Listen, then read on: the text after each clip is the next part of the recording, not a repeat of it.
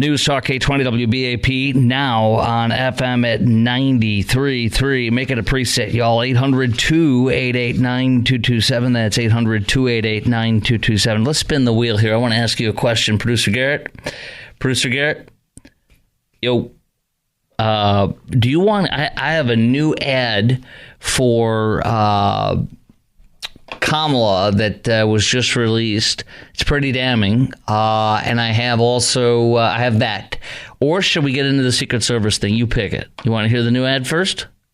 Yeah, let's play the ad first. Okay. This is a damning ad is what it says. And I'll play it right now. That's from John Hassan from Town Hall, and this is about Kamala, and it's Dave McCormick apparently running for Senate against the Democrat, and he connects him directly to Kamala, and here the Senate candidate is just talking about how amazing Kamala is. Listen to this. Kamala Harris is inspiring and very capable. The more people get to know her, they're going to be particularly impressed by her ability.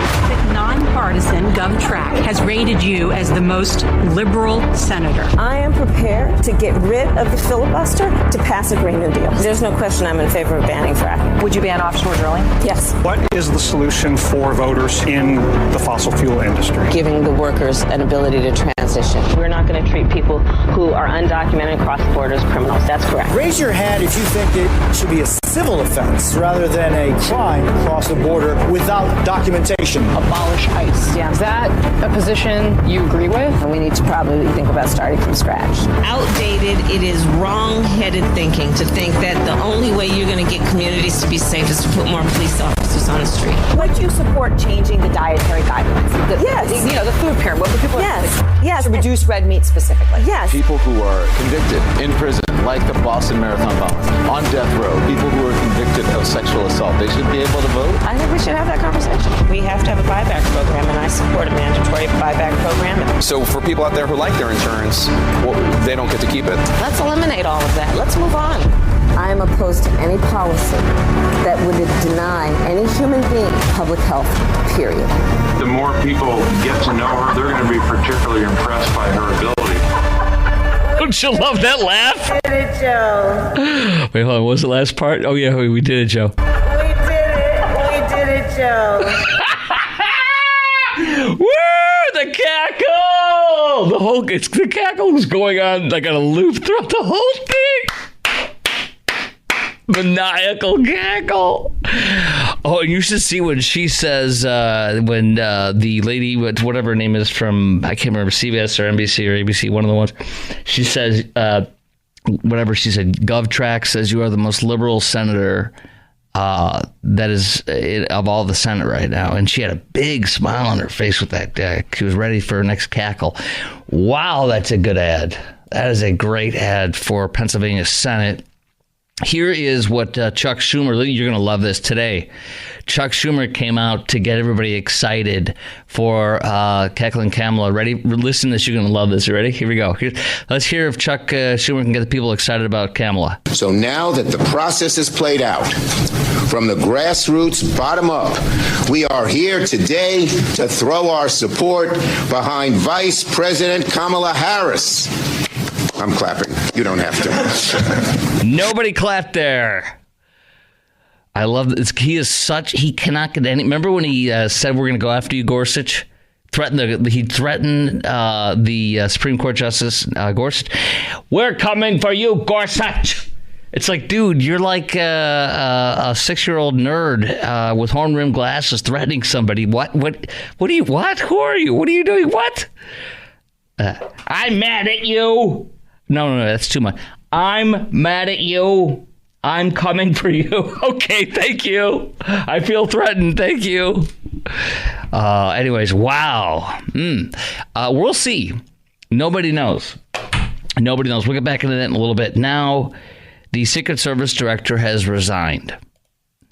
We'll get into some of the granulars in a minute, but the Secret Service director has resigned. The Pennsylvania State Police Commissioner throws cold water on the Secret Service sloped roof comments. He says, I cannot agree. Second of all, what do we hear today? the local police were in charge of that glass building, supposedly. And they were, it's still hard to understand because the videos the congressmen are showing us, it looks like the Secret Service were in a building, supposedly, that was right in front of the roof where the guy crawled up to shoot and kill President Trump. It almost did. The two Pennsylvania police officers were reportedly supposed to be in the glass building where the terrorists went on and shot and almost killed President Trump. But when they were told over the radio that somebody was on the building, a suspicious character, they were told by somebody, and we don't know who, to go outside and climb up the roof and to see who that is and see if it's a threat. And that's when so they abandoned the building, so they couldn't see anything apparently, right? Number two, they were just following orders from somebody, and that was the big question today. Who told them to do that? Well, number two, they're not in charge of security, Secret Services. Oh, you're going to hear, AOC did something smart today. Or yesterday. She actually said something brilliant for once. I'm not kidding you. With this, when she grilled the now former Secret Service director. I'll play that for you in a little bit. But so they would have seen them, but they were told to go outside and climb up, and they climbed up the thing. And that's when he's not a coward. He was standing, he had no way to get on that roof. He was standing on the shoulders of another officer, and he took his two hands. And if you're watching me on the Facebook Live at Chris Crock Show, he took his two hands and he reached up and he pulled himself up. He didn't have a gun in his hand. He couldn't shoot. He had no defense. It was just his head peering up with his hands on the top of the roof. And that's when the guy turned and pointed the gun at him. The terrorist did. And then 10, 20, 30, 40 seconds later, he's shot. So that's kind of what that happened. But the Secret Service. Now, you'll hear AOC coming up next. It's brilliant. But she said, if the Secret Service is in charge of everything, which they are for security, how could you let the most common rifle in America, the AR-15, with its range, be accessible to kill a president? How could you not secure an area with the range of an AR-15? And where he was well beyond the range. That was a small range for an AR-15. You could have gone probably another, I don't know, I'm not an expert. I have one, but I don't have the numbers on that. You could have probably gone another 200 feet away and possibly killed the president. This was insane. So they allow a weapon that is common, the most common rifle in America, to be able to hit the president from outside of the security zone. Do you see this? You'll hear her say it herself. Here's my questions for you to chime in at right now. 800-288-WBAP, 800-288-9227. Do you blame Joe and Nurse Jill Biden for the near assassination of Trump, since Nurse Jill handpicked this woman to be the head of Secret Service? Cheatle, you know that? She handpicked him because she was guarding Joe as vice president for 8 years. She went and guarded Doritos with PepsiCo for 5 years and then came back and was because Nurse Jill Biden said, come on back. I want you to run the Secret Service. But I'm not qualified. Don't worry. I'm in charge. Not Joe, you're hired. You got the job. So do you blame Joe and Nurse Jill Biden for the near assassination of Trump? Do you trust them to pick a new Secret Service director? Because they gave a very nice worded letter about her today. And now they're going to pick the new one. Do you trust them? I don't. Nurse Jill's going to pick the next one, too. What did she pick? Somebody who would do DEI at number one. 30% female hires by 2030, which means midgets. Women that are midgets compared to Donald Trump. They come up to his chest so that his head and his top of his chest can be exposed to be killed. That crap needs to end, and it should never have been. And then, do you want a complete investigation of how this whole thing happened? Thankfully, the leaders of the Democrat and Republican House have said they want that joint investigation. They're going to do it. Do you think more heads are going to roll? Should they? I sure do. And do you trust the Secret Service to protect our presidents, current and former, like President Trump? Do you believe... I do. Do you believe the Trump administration when they say they were repeatedly denied increased protection requests? I've got that story for you, too. And do you think the Secret Service intentionally gave Trump less protection than he needed? I do. All that's coming up next, plus your call. Chime in right now. Lines wide open, 800-288-WBAP, 800-288-9227.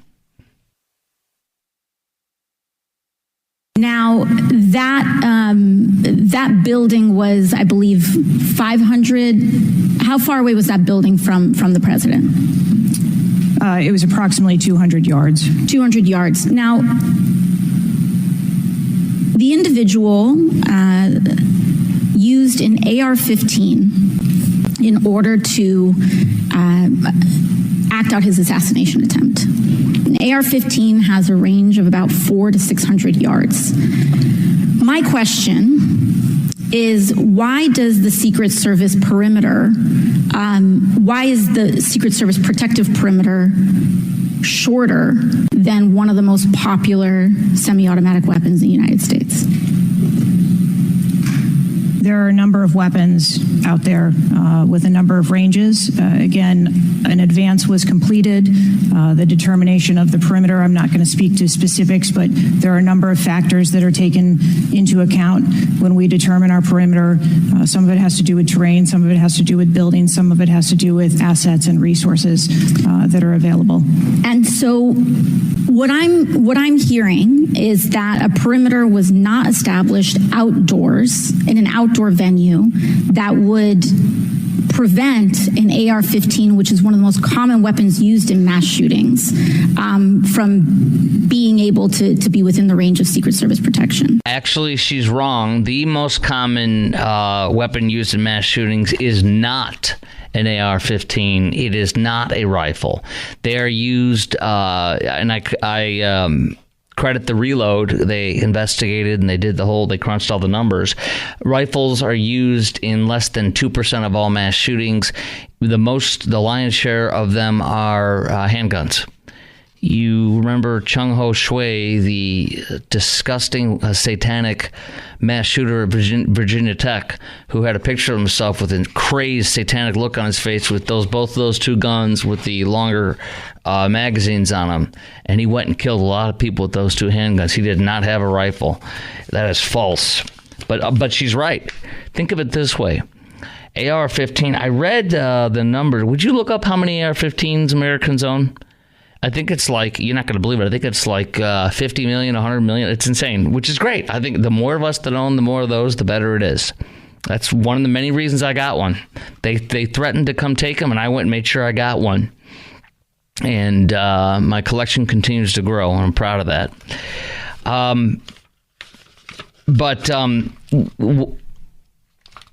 Yes, 15 million Americans own ARs.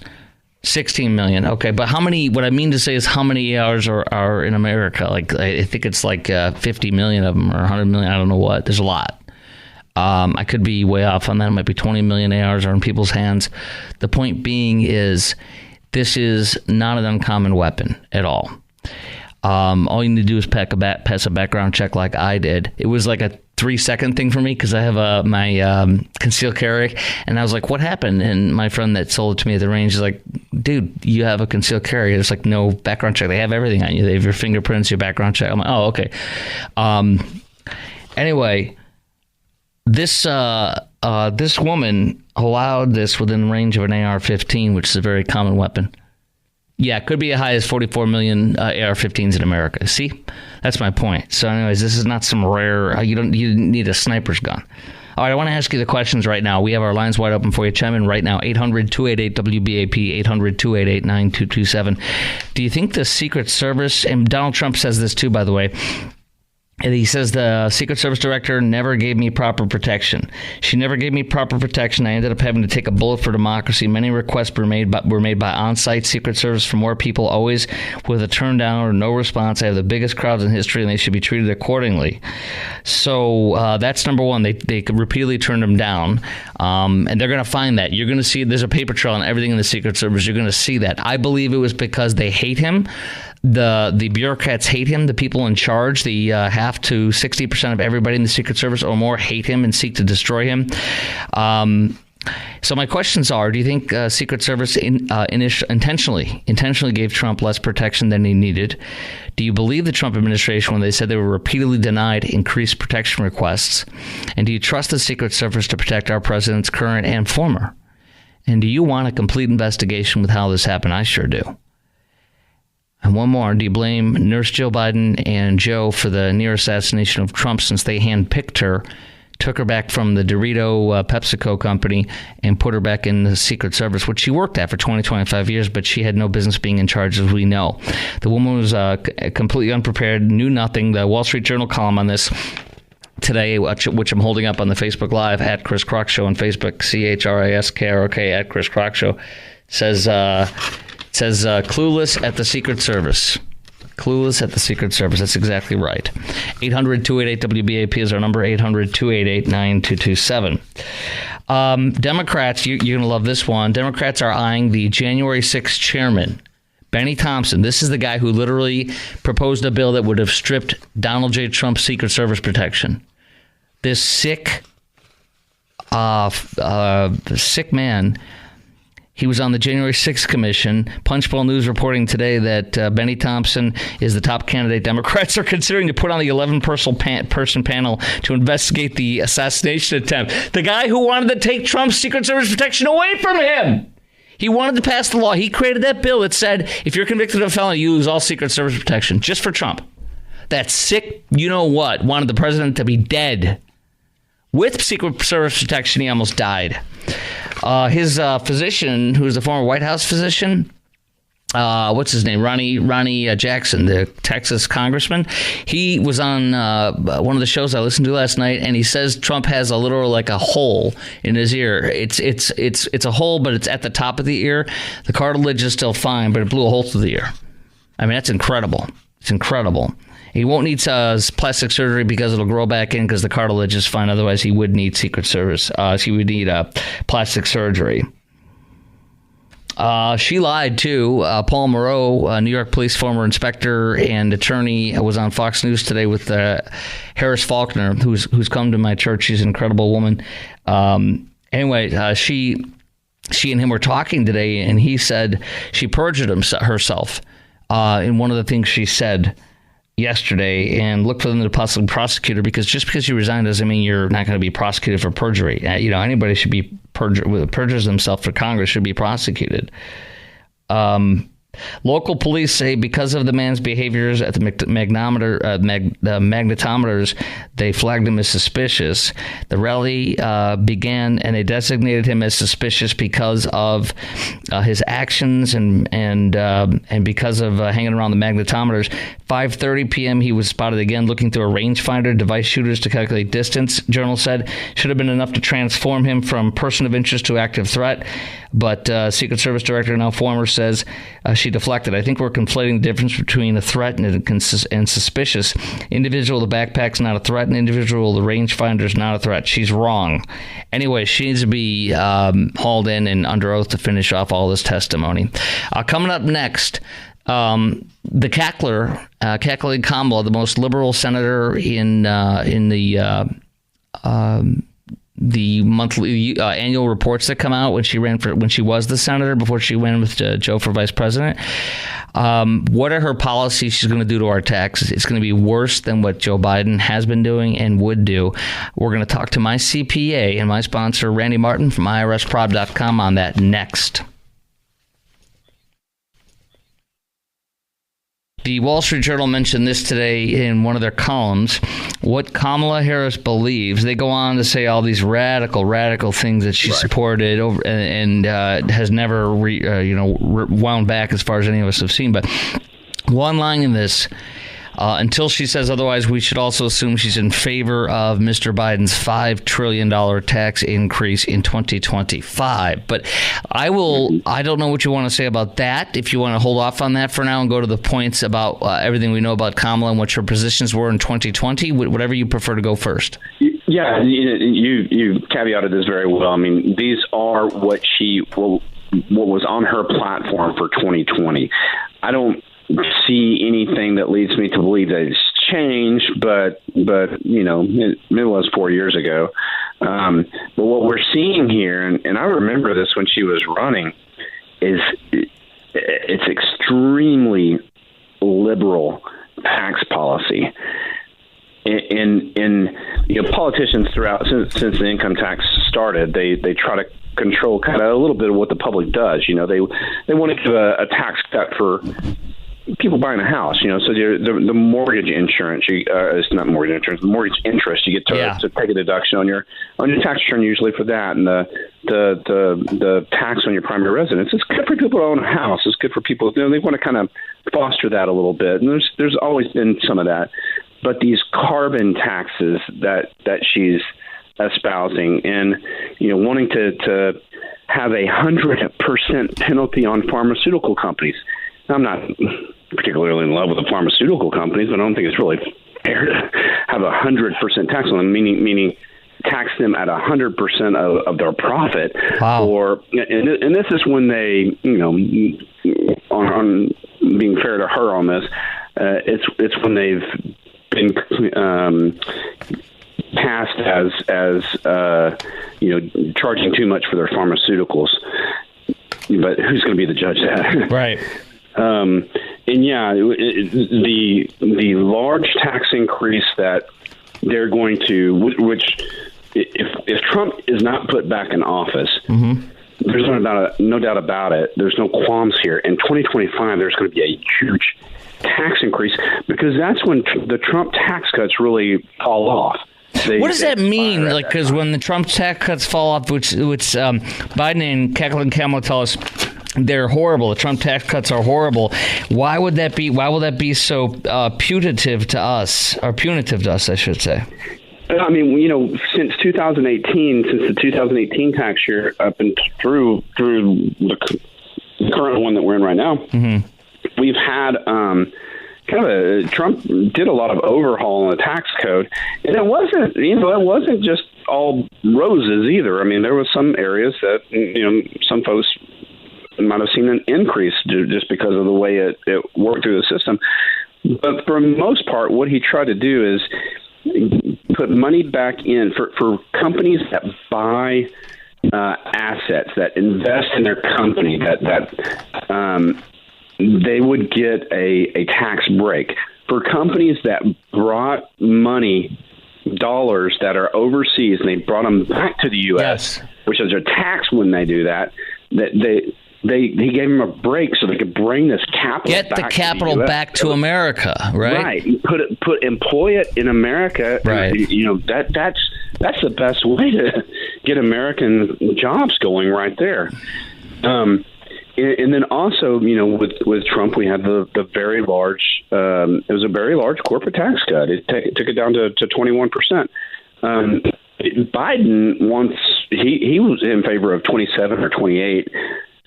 Kamala Harris is wanting 35%. Oh my gosh! Is there any country in the world that has a 35% tax rate? Yeah, tax rate. That's correct. Is there anyone in the world? Highest marginal rate in the U.S. back to 39.6%. Now, that top marginal rate of 39.6%. We've seen that before. Not George W. Bush, but the first Bush. Yeah, Bush Senior allowed that to happen. That's kind of what he got caught on. When he said no new taxes, read my lips. Yeah. Right.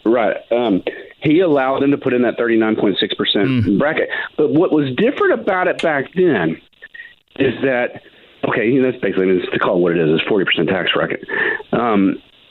It stopped at that.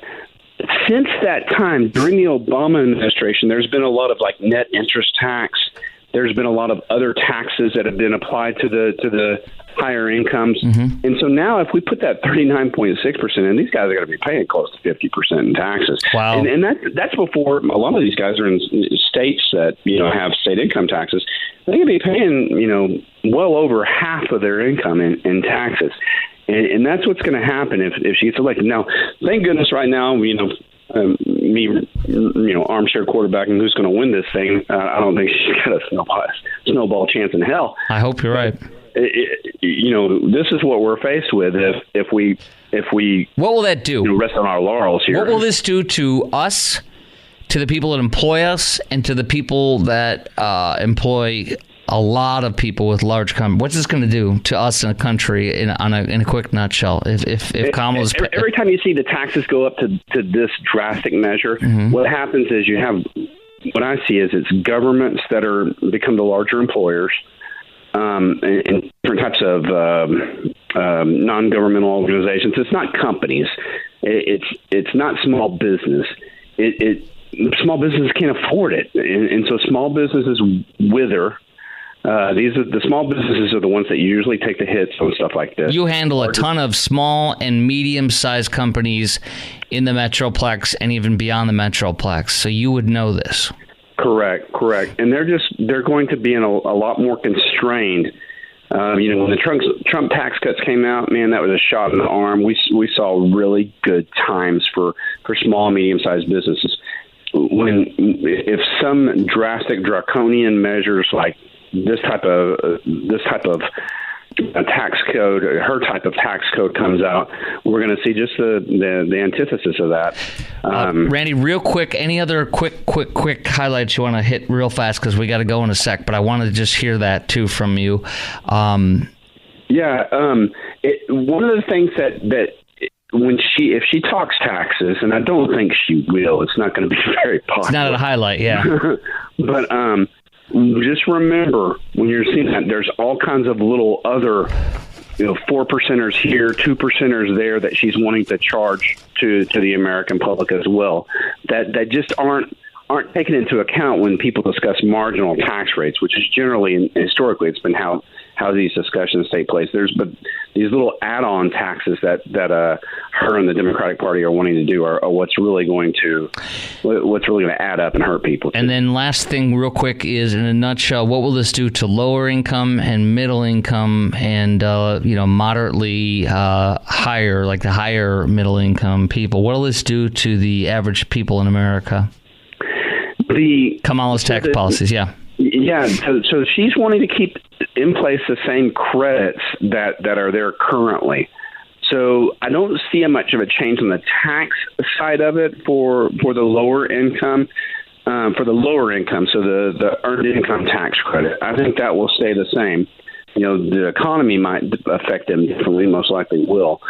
The middle income people, it depends on if it's kind of a discussion. Is $100K a year now middle income or not? I would say between 50 to 125 is probably an average person in America. Yeah, they're looking at people making over 100K as higher income. Wow. And if you live in the city now, and if you're making 120K a year and your spouse makes 40K a year, now you're at 160. So, all right, Randy, thank you for this. I really do appreciate it. When she announces everything, we'll have you come on back again. Any new policy on anything, brother. And with the economy, everything, you're always watching. I'm always watching to share stuff with folks that helps them. Randy, why would somebody want to call you, and how can they call you and reach you if they want to? Why would somebody want to get in touch with you, Randy? Sure. If you or someone you love or client, we have a lot of folks that send their clients to us, tax preparers that have clients that are behind on taxes or are getting audited. If you or someone you love or someone that you're working with is having a problem with the IRS, maybe they're getting audited, maybe they just owe more than they can afford to pay, maybe they're just paying more than they believe that they should. We can check that out, see if there's strategies that'll help them. They want to give us a call at 214-214-3000. That's 214-214-3000. Or look us up online at IRSPROB.com. That's IRSPROB.com. Now, Randy, you have given me permission to once again share an awesome picture of your birthday celebration a few years back when I was there. Your wonderful wife and your team from IRSPROB.com was there, and I'm going to be putting that up in just a second, actually. So check out Randy in a sombrero while they sing him a birthday song in Espanol.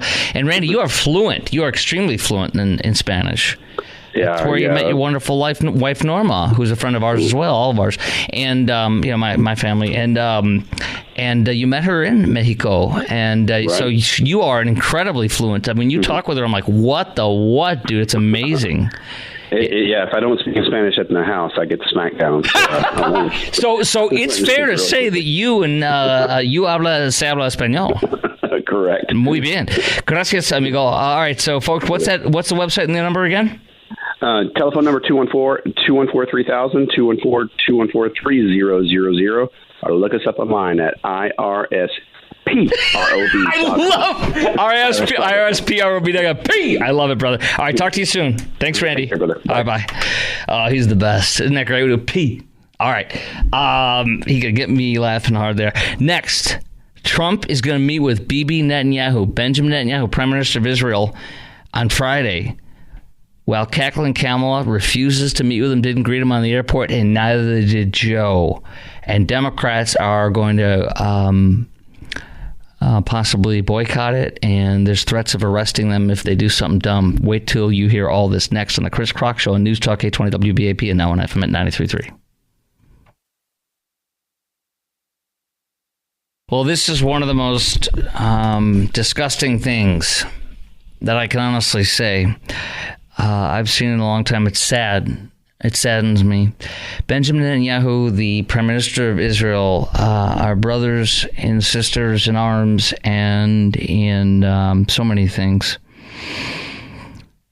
And his wife, they arrived yesterday and nobody greeted them on the tarmac from our leaders.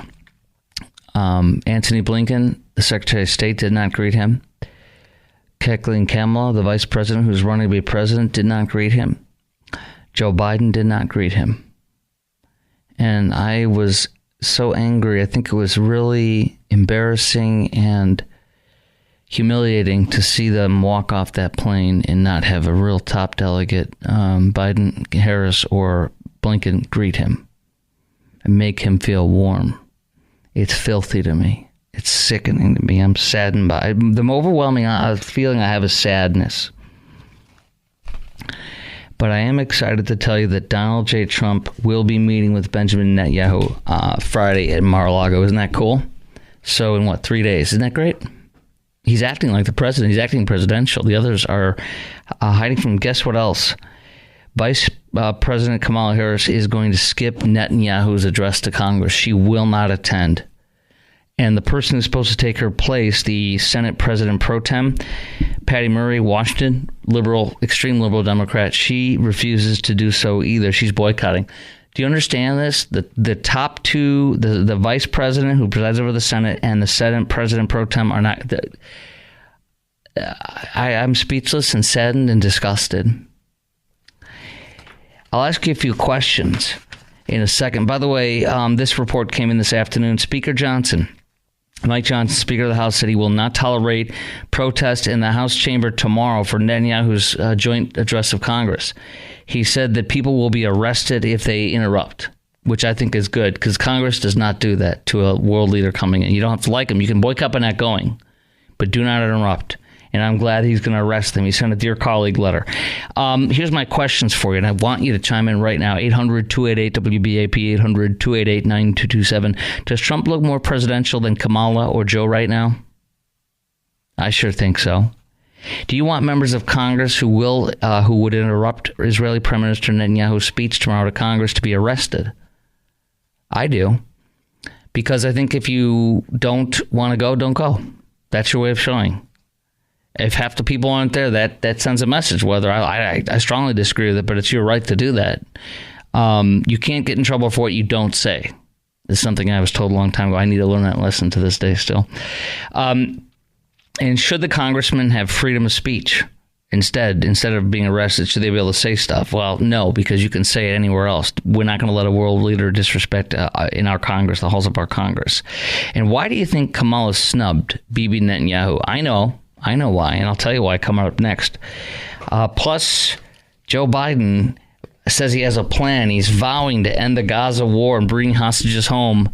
This man who is a limp man, he's a limp, feckless quarter of a man, and he's meaningless as a president, and he's not running the country, and it's evidenced by the fact that this woman who was unelected has been given the presidency by the rich elites of Democrat Party. It's evidence that the same people running his staff and his campaign are going to be in place. That came out today from Axios. The same people running his White House are going to be running her White House. So they're both not in control. Somebody else is. So whoever that is in charge. So Biden vows to end the Gaza war and bring hostages home before the end of the term. I can't say it without laughing. I'll tell you those details of what I can't read without laughing coming up next on the Chris Crock Show. Plus your call 800-288-WBAP, 800-288-9227 on News Talk 820 WBAP, now on FM at 93.3.